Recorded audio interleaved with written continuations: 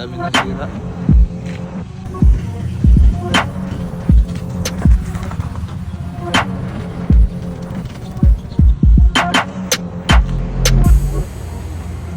So yun guys, for today's video, nandito na naman tayo sa tricycle natin ngayon. At medyo may malaking gagastusin na naman tayo kasi nahuli tayo ng LTO. Ito palang tricycle namin guys ay nahuli kasi unregistered. Biglang lumabas yung LTO at hindi ko napansin. At hindi na ako nagsalita kasi talagang ako naman ang may problema.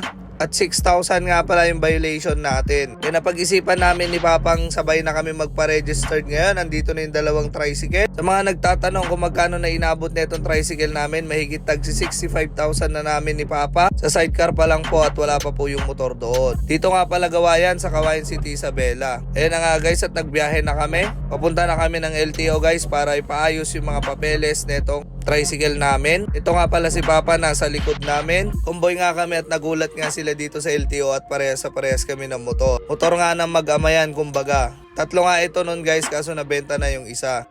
At ito nga palang tricycle namin guys, pampalengke at kung ano man at pang city drive namin. Kita nyo naman si Papa, tinaayos ko na yung papel. Punas na naman ng punas. Andito na nga kami sa LTO at magpapa-smoke test na kami. Nilapit ko na nga kay Sir Glenn, tropa ni Tito Orben nung araw. Ayan. Siya na nga ang umayos sa mga papeles namin guys para maayos at ready na itong gamitin at hindi na mahuhuli. Masyado kasing pogi kaya pansinin na ito. Kaya nahuli na rin at napagtripan na tayo ng LTO. Dito nga pala guys sa side ng headquarter, dito yung inuuwi yung mga na-aksidente. Ayan, kung mapapansin nyo, napakarami at total wreck talaga lahat ng mga sasakyan at sayang talaga. Laging mag-iingat sa biyahe at andito na nga kami guys at sinalang na yung dalawang kambal na smoke test. Kahit papano, kompleto na tayo, hindi na tayo mahuhuli at matitiketan ng LTO ngayon. Okay na lang din na nahuli ako at matigas ang ulo ko, bihira ko kasing gamitin kaya hindi ko nire-registered. So ngayon nahuli tayo at matigas ang ulo natin, kaya ngayon guys i-registered na natin. Sa mga magtatanong kung magkano inabot ng registered ng tricycle ko is 1,500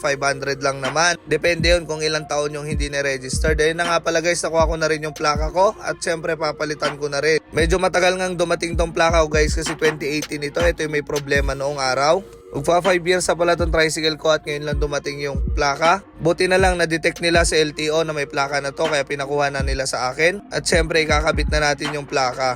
Buti na lang din nahuli tayo at naging maayos ang lahat. Kahit nagmulta may natutunan tayo kaya kung ako sa inyo, mas masarap bumiyahe ng kompleto at siguradong walang huli. Hindi sasakit ang ulo nyong may impound yung lisensya nyo. Kaya ako guys, laking aral na ito sa akin. Kaya ngayon guys, hindi na ako magmamatigas at susunod na talaga ako sa batas ng LTO. Ayun na nga guys, ikabit ko na yung plaka ko.